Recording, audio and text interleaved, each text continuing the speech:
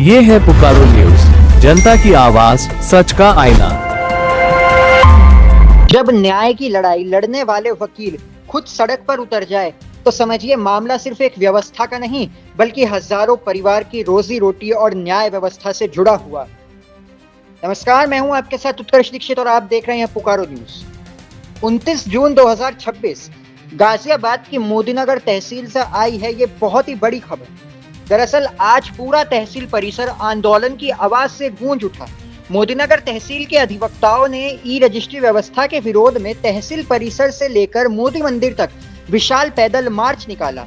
इस मार्च में सिर्फ वकील ही नहीं बल्कि बेनामा लेखक, स्टैंप विक्रेता, कंप्यूटर ऑपरेटर और रजिस्ट्री व्यवस्था से जुड़े अनेक लोग भी शामिल हुए।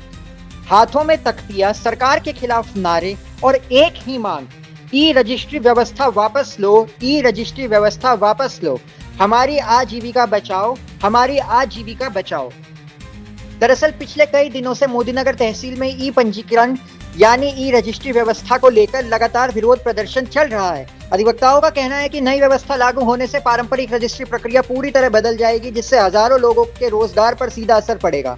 उनका आरोप है कि सरकार ने बिना पर्याप्त तैयारी और संबंधित पक्षों से चर्चा किए इस व्यवस्था को लागू करने का फैसला लिया है।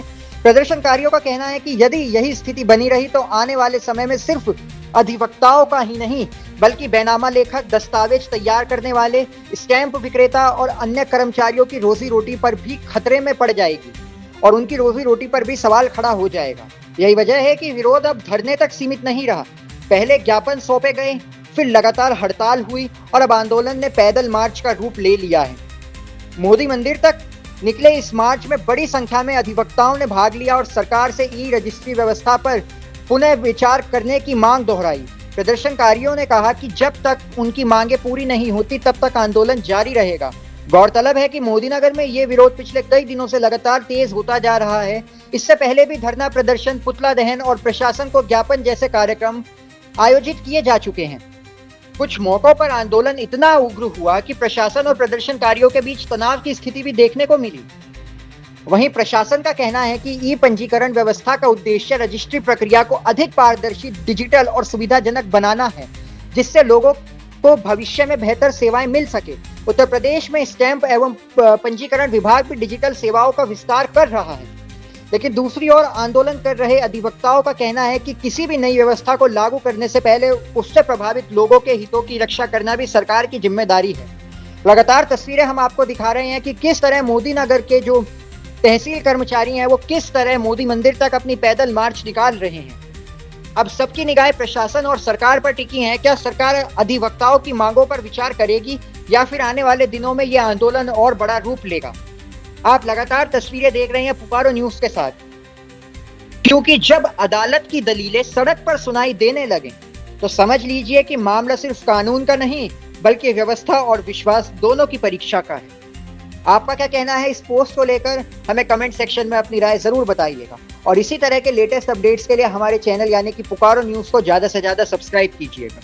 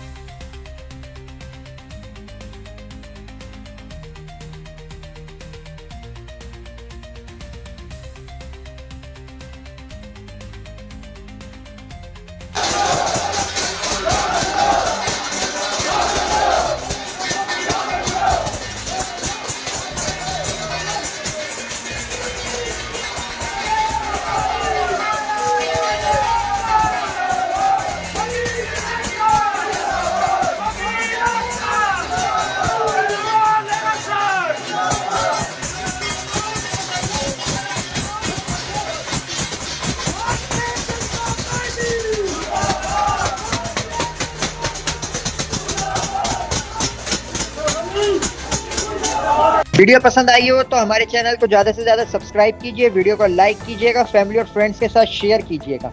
हम आपकी आवाज उठाते रहेंगे।